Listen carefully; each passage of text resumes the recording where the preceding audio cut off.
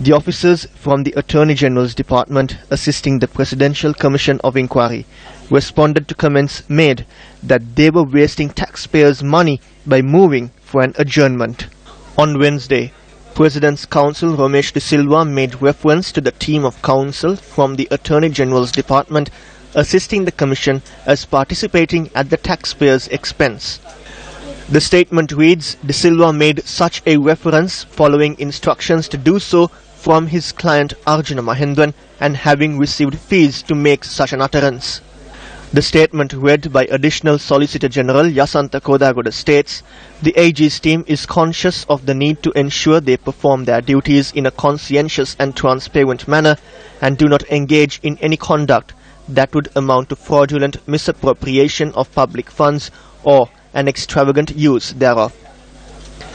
It adds, the team of counsel reached a decision in March to refrain from collecting the additional monthly allowance to which they are entitled to. The team of counsel believe such voluntary service to the nation is appropriate, particularly when the Commission is investigating what has now been revealed to be the largest financial scam independent Sri Lanka has ever been victim to. It goes on to say they believe the services have resulted in the Commission unearthing shockingly wrongful, illegal and massively fraudulent activities which have resulted in a loss to the exchequer of this country of unprecedented magnitude. They emphasize their conduct is guided by the resolve to assist the Commission to unearth the truth, the whole truth, and nothing but the truth, and in national and public interest.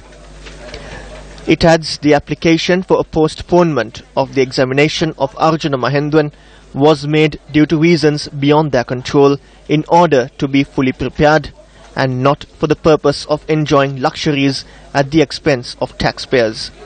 It adds the commissioners and those observing proceedings as well as the general public who have had the benefit of detailed reporting of these proceedings by the media will finally judge and determine whether they have wasted even a rupee of the taxpayers' money. The team of counsel deplore the comment made by PC Ramesh De Silva, remaining mindful of the fact he may have been prompted to say what he said on instructions and fees paid by his client. President Maithripala Sirisena holds discussions with UN diplomats in New York. Strong rebuke from Attorney General's Department to Mahendran's counsel. Sri Lankan Airlines at risk of further colossal losses. Minister of Health announces plans for SARC Medical College in Sri Lanka. Good evening and welcome to Primetime News. Following the conclusion of the UN General Assembly in New York, President Maithripala Sirisena met with a number of UN diplomats today. Newsfirst Shami reports from New York. President Maithripala Sirisena met with United States Under-Secretary for Political Affairs Thomas Shannon at this hotel that you can see right behind me. Incidentally, President Maithripala Sirisena is also housed at this hotel. The U.S. Under-Secretary has commended the efforts taken by the President to ensure political, social and economic stability in the country following the end of the conflict a few years ago. President Sirisena, during the bilateral meeting, thanked the United States for its long-standing relationship and welcomed the efforts taken by the U.S. to ensure lasting peace through its reconciliation programs in Sri Lanka. Here, the U.S. Under-Secretary had commended President Sirisena for being a friend to neighboring countries, thereby setting an example to the entire region. President Sirisena had urged the U.S. to continue to fund tourism, fisheries and naval sectors in Sri Lanka at a time Sri Lanka is undergoing an economic strain. Thomas Shannon has said that the U.S. will continue to support Sri Lanka and had added that he intends to visit the island in November. Meanwhile, President Sirisena also met with Nepal Prime Minister Sher Bahadur Deuba. The Nepal Prime Minister had assured that Nepal would continue to support Sri Lanka at the UNHRC in Geneva. The bilateral meeting focused on strengthening relations between the two nations in the sphere of economic, religious and cultural affairs at a time diplomatic relations between both nations mark 60 years this year. The Nepal Prime Minister also commended the commitment undertaken by the Sri Lankan head of state in the SARC region to strengthen relations. President Maithripala Sirisena will be meeting United Nations High Commissioner for Human Rights Zaid Ra'ad Al Hussein today. President Sirisena will be also hosted for dinner by Sri Lanka's permanent representative to the United Nations in New York later on in the day. Tomorrow, President Sirisena will be meeting United Nations Secretary General Antonio Guterres. Now, News First, of course, will keep our viewers up to date on all the developments. I'm Shamir Rasuldin reporting for News First from New York, USA. In another headline-making story this evening, Minister of Health Dr. Rajatha Senaratne has announced plans for a SARC medical college in Sri Lanka. The construction plans will be finalized by December this year.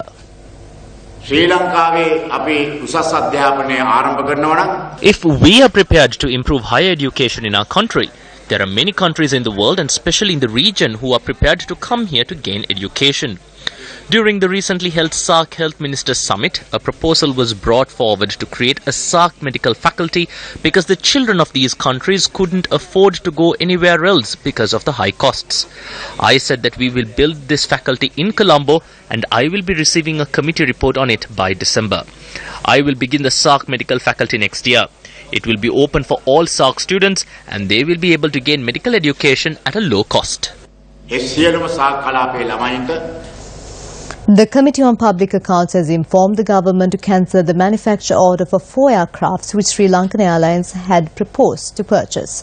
Chairman of CORP, MP Sunil Handuneti, announced today that the committee informed him to provide this advice to the government. It was decided in 2013 to purchase 4 A350-900 aircraft and to lease 3 more aircraft of the same model for Sri Lankan Airlines. Orders were placed for this transaction to be carried out and the current government decided to cancel the agreement once it came into power. The agreement to purchase 3 aircraft was cancelled in the beginning of the year and Sri Lankan Airlines had to pay a fine of approximately $154 million to the particular company. A cabinet paper issued in this regard, however, says the fine would reduce to $98 million if Sri Lankan Airlines would complete the conditions laid out by the company.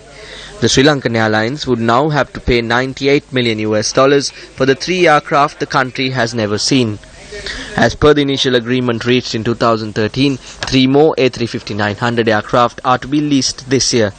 MP Sunil Handuneti expressed the following in Parliament today. We cancelled the purchase of 4 Airbus aircraft. We terminated the agreement and $115 million has been paid as fines. We are carrying out a separate investigation regarding this. There is a problem now, Mr. Speaker. The committee appointed me to draw the attention of the House towards this problem. The decision as to whether we will purchase more Airbus aircraft or if we are not, that company will begin the manufacturing in September. If we cancel once the manufacturing begins, we will have to pay large amounts, in fact millions, in fines. If the Auditor General has made some observation regarding the Airbuses, MP Sunil Handuneti can question this in CORP. If he is asking this in Parliament, he is going beyond his powers. CORP cannot question the policies of the government. They are questioning the government policies here. He can question whether this is right or wrong. COPE කමිටුවට පාර්ලිමේන්තුවේ උපදෙස් දෙන්න බෑ. මට තේරෙන විදියට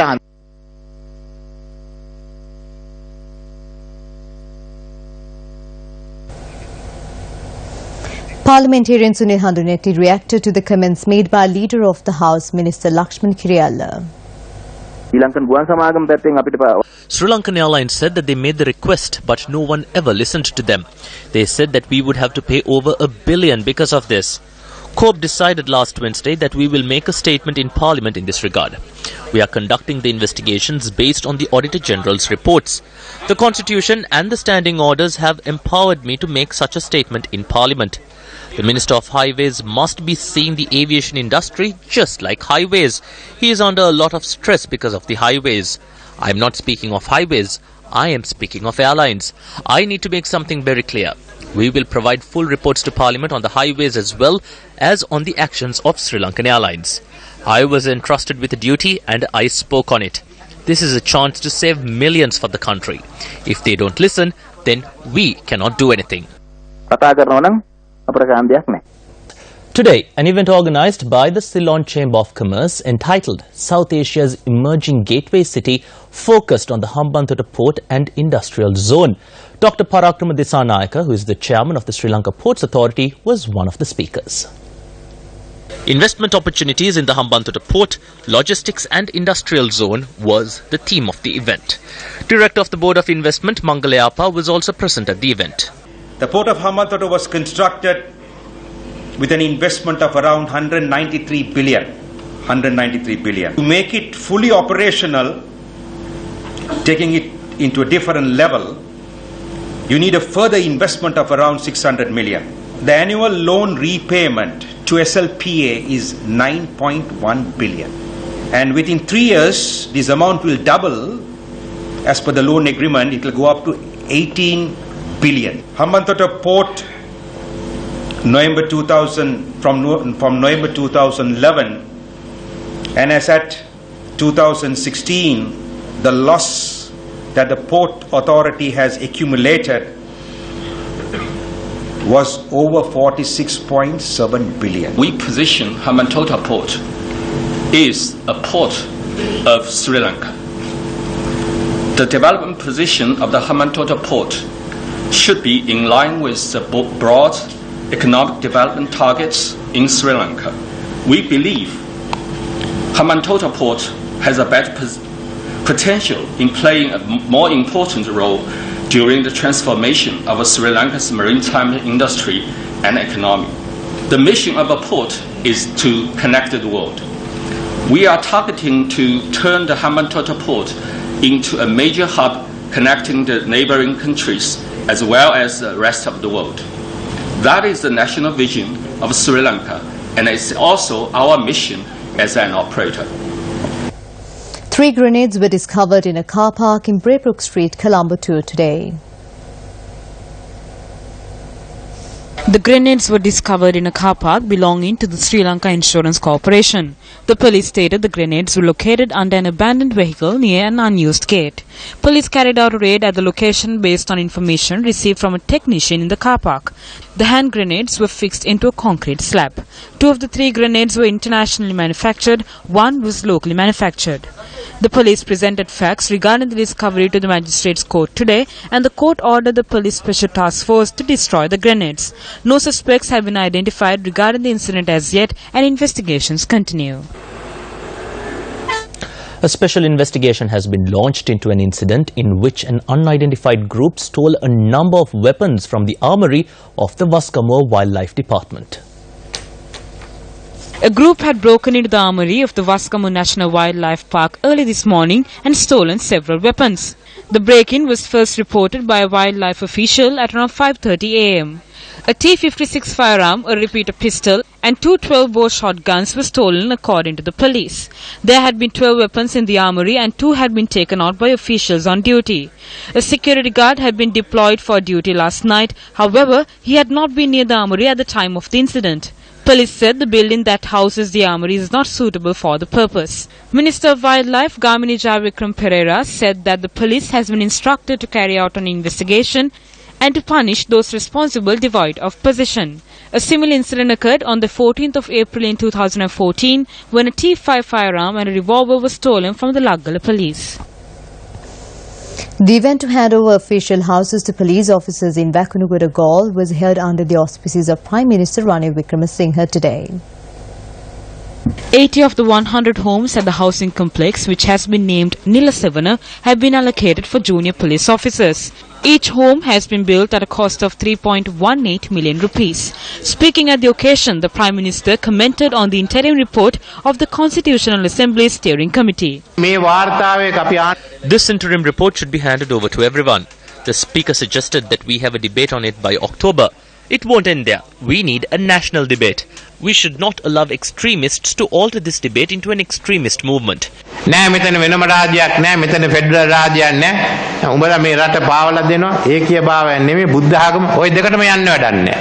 We should take this journey forward. The steering committee has done its job. Now we hand it over to the nation. Governor of the Southern Province, Hemakumara Nanayakara, commented on the interim report of the Constitutional Assembly during a media briefing held today. මේ ව්‍යවස්ථා සම්පාදක මණ්ඩලවලට රිංගගත්තු ඩයස්පෝරාවෙන් පඩි ලබන ඇතැම් අය. There are people who receive salaries from the diaspora who have snuck into the Constitutional Assembly. A person like Jayampati Vikramaratne has done a great deal of work in this regard. He is someone who was banished from the LSSP and he entered Parliament through the UNP national list. What has he done for the UNP? He has been appointed as a secretary in charge of constitutional affairs. He is receiving all the perks and benefits as well. Jayampati Vikramaratne has always been a proponent of the federal system. In the 85th page of the interim report, Jayampati Vikramaratne writes about the executive presidency. I support the abolishment of the executive presidency. The president should be appointed by an electoral college made up of parliamentarians. This is a cunning attempt at stealing the people's right to vote and elect a president. The president should act with the advice of the Prime Minister, but I have no objection against the president exercising certain rights with the consent of the Prime Minister. This is a situation we have never seen before. They have snuck certain things into the report. For whom have they done this? We won't reveal all our trumps today. We will reveal them in the future. අපි කියන්නේ මේකේ මේ රිංගවීම් කළා. මේ රිංගවීම් කරන්නේ කාගේ වමනාවටවත් කියලා දන්නවද? ඉදිරි කාලෙත් දෙන සියලුම තුරුම්පු මුළු දවසේ නොදා. The suspect who attempted to enter the Vijayarama residence of former President Mahinda Rajapaksa was remanded until the 6th of next month. The order was issued by Colombo Chief Magistrate Lal Ranasinghe Bandara. The Chief Magistrate also ordered the prison superintendent to produce the suspect before a psychiatrist for an examination. When the case was taken up, the Chief Magistrate questioned the suspect as to why he attempted to enter the residence of the former president. The suspect stated that it is a personal reason and he could not state it in court. It was revealed in court today that the suspect is a 30-year-old resident of Balangoda who had earlier been ordained. We saw in the news last night that someone had attempted to enter Mahinda Rajapaksa's house with a sharp weapon. He has said that if he wasn't allowed into the house, he would commit suicide. When he was produced in court today, the judge ordered that he be examined by a doctor. This is what happens in the country. Some say, I can't remember. I have forgotten. I don't know. This is what is happening. They are simply trying to portray this as an attempt on the life of Mahinda Rajapaksa. This is all a farce. ලොකු දෙයක් වුණා මහින්ද රාජපක්ෂව ඝාතනය කරන්න ආවා කියලා. එහෙම එකක් නෑ. ඒක සම්පූර්ණ බොරුවක් කියන එක තමයි මට කියන්න තියෙන්නේ. Minister of Housing and Construction Sajid Premadasa donated a bus to the Suryavava National School today. The minister used his personal funds to donate the bus to the school. අපි වංක දේශපාලනය ක්‍රියාත්මක කරන්නේ. We do not engage in deceitful politics.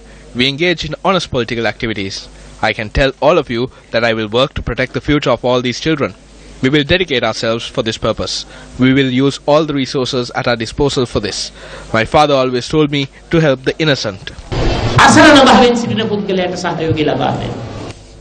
Officials from the World Bank have met with Minister of Finance Mangala Samaravira and commended the government on several positive social indicators.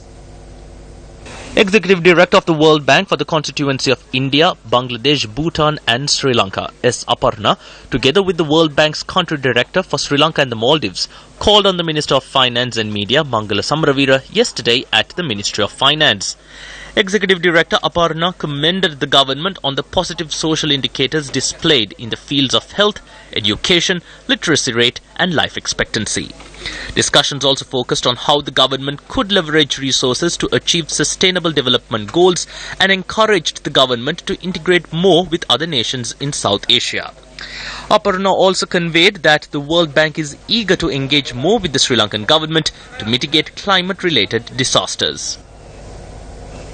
A press conference was held in Colombo today regarding the 7th International Buddhist Summit to be held in Sri Lanka. The press briefing was held under the auspices of several venerable Theros.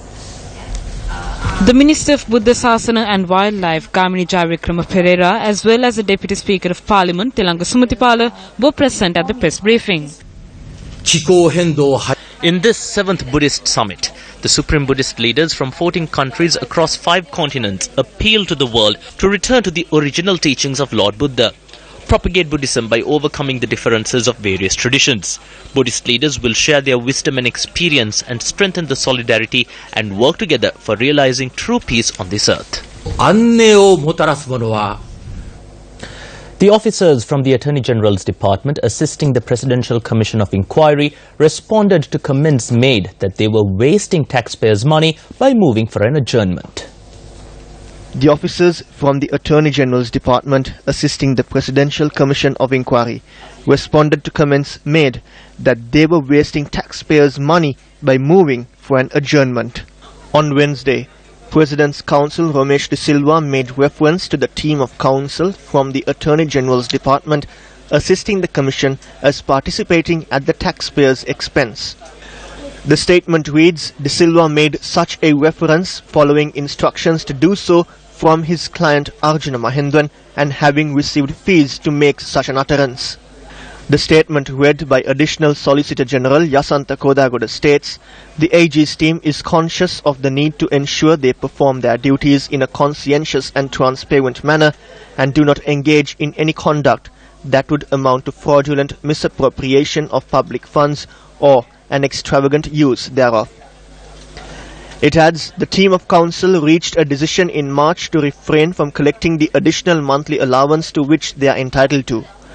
The team of counsel believe such voluntary service to the nation is appropriate, particularly when the Commission is investigating what has now been revealed to be the largest financial scam independent Sri Lanka has ever been victim to. It goes on to say they believe the services have resulted in the Commission unearthing shockingly wrongful, illegal and massively fraudulent activities which have resulted in a loss to the exchequer of this country of unprecedented magnitude. They emphasize their conduct is guided by the resolve to assist the Commission to unearth the truth, the whole truth, and nothing but the truth, and in national and public interest. It adds the application for a postponement of the examination of Arjuna Mahendran was made due to reasons beyond their control in order to be fully prepared and not for the purpose of enjoying luxuries at the expense of taxpayers. It adds the commissioners and those observing proceedings as well as the general public who have had the benefit of detailed reporting of these proceedings by the media will finally judge and determine whether they have wasted even a rupee of the taxpayers' money. The team of counsel deplore the comment made by PC Romesh De Silva, remaining mindful of the fact he may have been prompted to say what he said on instructions and fees paid by his client.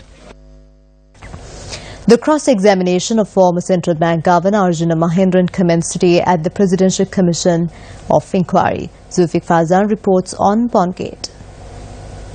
Arjuna Mahendran said Prime Minister Ranil Wickremesinghe hinted on the 8th of January 2015 that he would be offered the post of Governor of the Central Bank.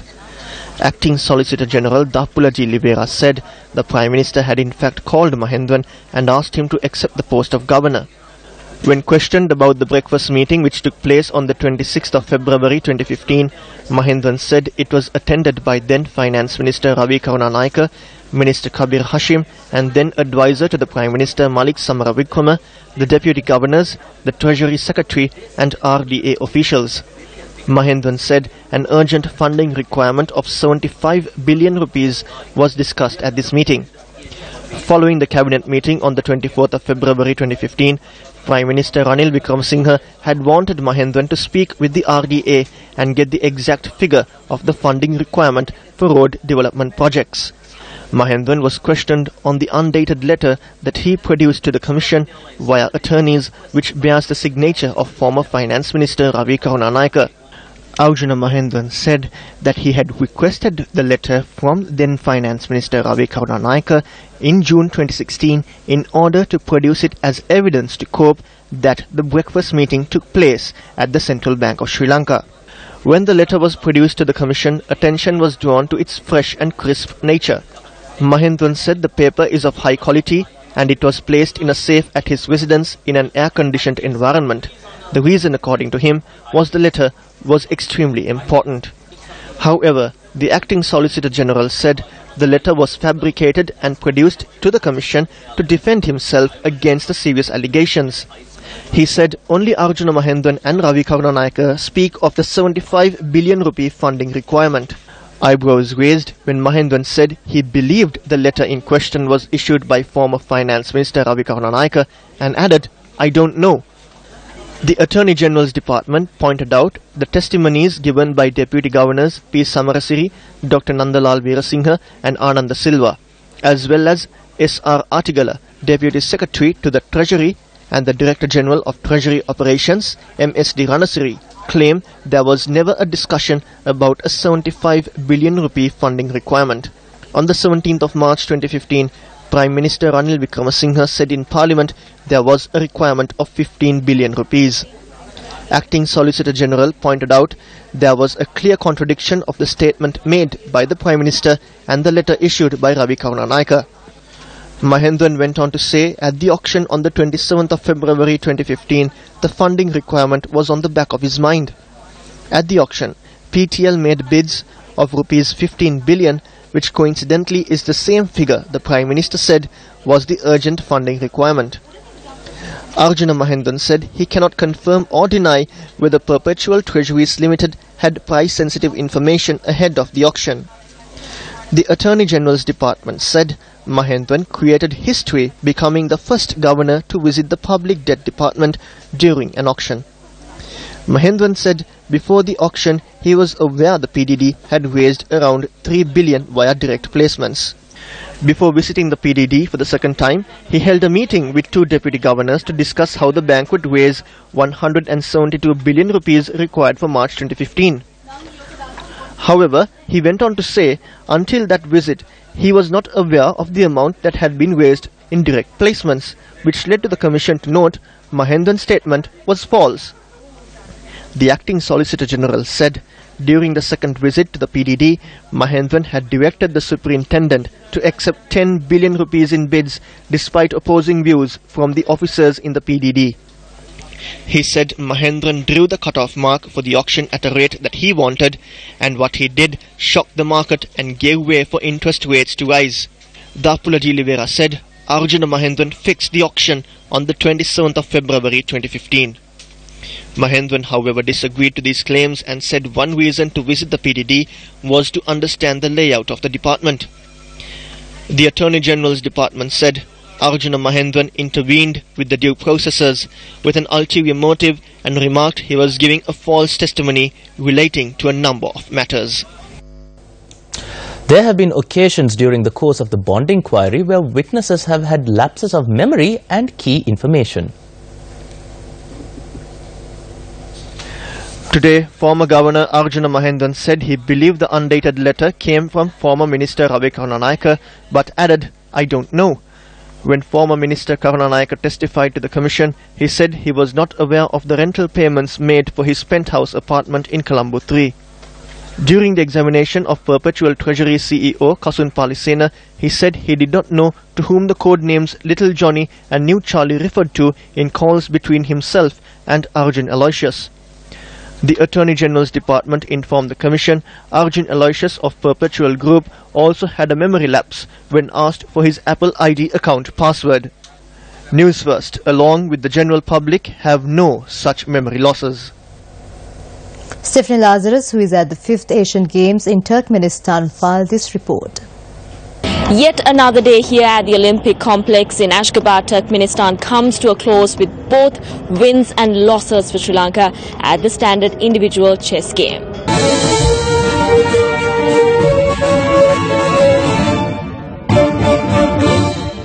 The Swiss standard individual round considers the total points accumulated by each player in 7 different rounds to determine the finalist.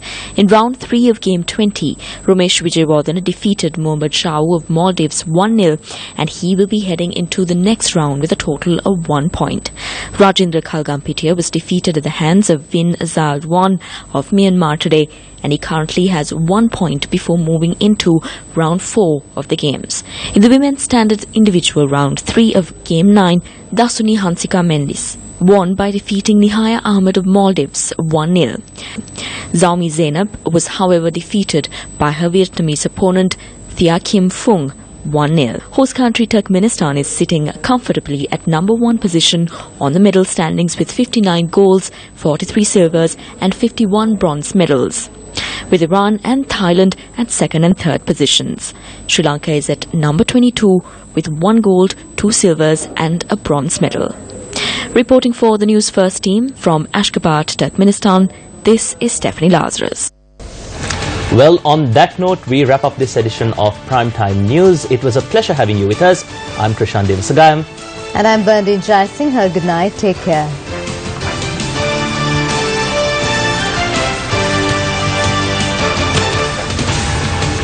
The team of council believe such voluntary service to the nation is appropriate, particularly when the Commission is investigating what has now been revealed to be the largest financial scam independent Sri Lanka has ever been victim to. It goes on to say they believe the services have resulted in the Commission unearthing shockingly wrongful, illegal and massively fraudulent activities which have resulted in a loss to the exchequer of this country of unprecedented magnitude.